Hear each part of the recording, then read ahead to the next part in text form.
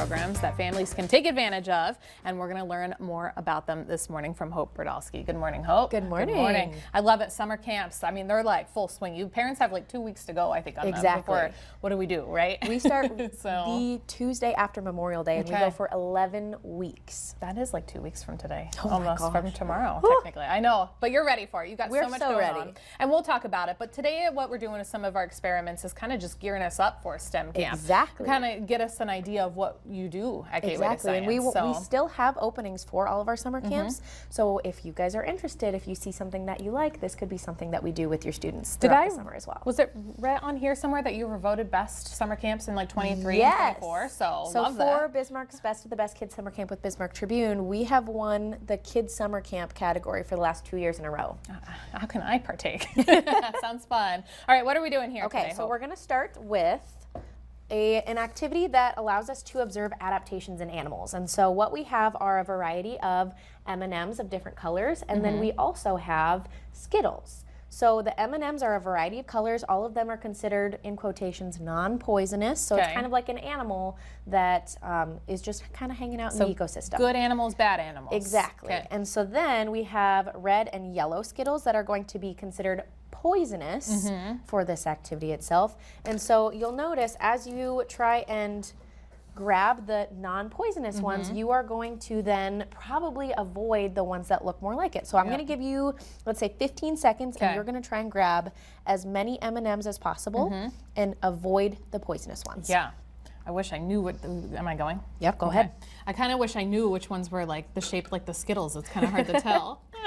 Well, this is kind of, I feel like there's like technique going on here. We've got 5, 4, oh no, 3, I'll take a chance on a yellow one. Okay. Okay, oh, there's a couple of red ones. I will say, you did grab a red and a yellow, but the large majority of what you grabbed are going to be the ones that you knew were going to be safe to grab. I do see one bad bug. We did grab one poisonous one. But that just goes to show sometimes adaptations still get people eaten, so not a big deal. Yeah, but with this, we can scale it in a lot of different ways to teach about adaptations in biology. We've done mimicry with butterflies, so they blend into the classroom, or we have tested different types of bird beaks, and so it's like a competition to see who will survive. Yeah, like different like clamps or tweezers or something. Like you could go to so many different ways. Exactly. Okay, that's cool. Now, this next activity is going to be a little highlight of what we are going to have in our gallery space tonight for our members-only event.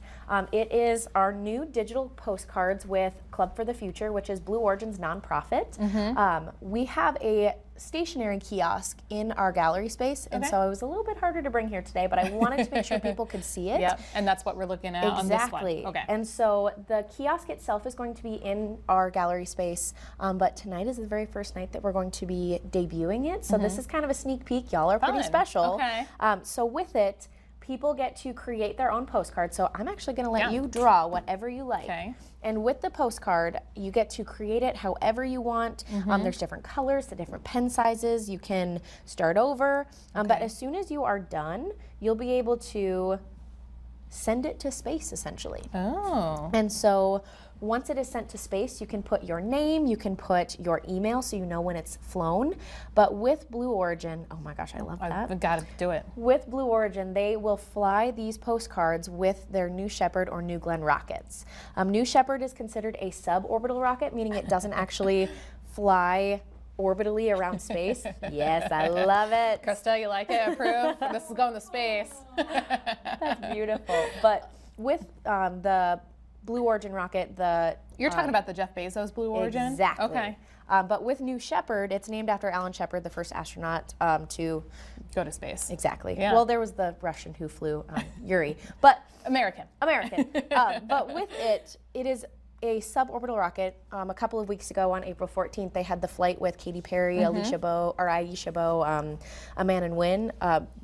It was really cool because they still crossed up the Kármán line, which is the internationally recognized or boundary of space. And so it reached zero gravity, and so that way all of these postcards or any sort of payload that was on that mission was essentially zero gravity. It went to space, which is really cool. We had a story once where there was a tree that went to space, and now they're planning it. I think it was like in South Carolina. So they're like, how much different is that going to be? Yeah, so that's pretty cool. All sorts of things. this is something really cool because we are one of the first science centers in the country to be able to do it with them. Yeah. And so North Dakota's pretty cool. Look at We're North making Dakota strides. going, and North Gateway Science. Yes. Okay, so that's something that we could do. Oh, is that a little bit of a sneak peek It's a little again? sneak Okay. peek showing Cool. us kind of what Blue Origin is. Let's keep going, I guess, on what tonight is. A couple of other displays that you have exhibits? Yes. So we will have not only our digital postcard to space, but we'll be debuting our iClick, which is a brand new sort of augmented reality. Okay. And so it'll allow us to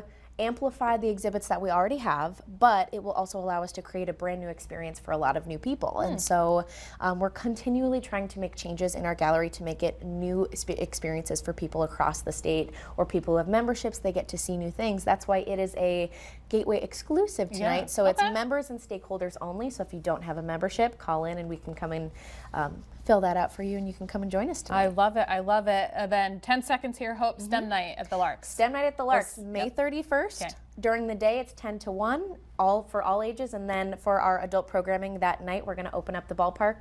Make sure you get your tickets through the Larks, and then we'll be able to celebrate some STEM that night. It's a good one. I've been at that STEM event. It's It's great. so fun. Thank you, Hope. I think Thank we're having you. information on the screen. If not, we did already. There it is, where we can find North Dakota's Gateway Science and all camp still. Go ahead, book All it, of them. parents. You got it. Coming up.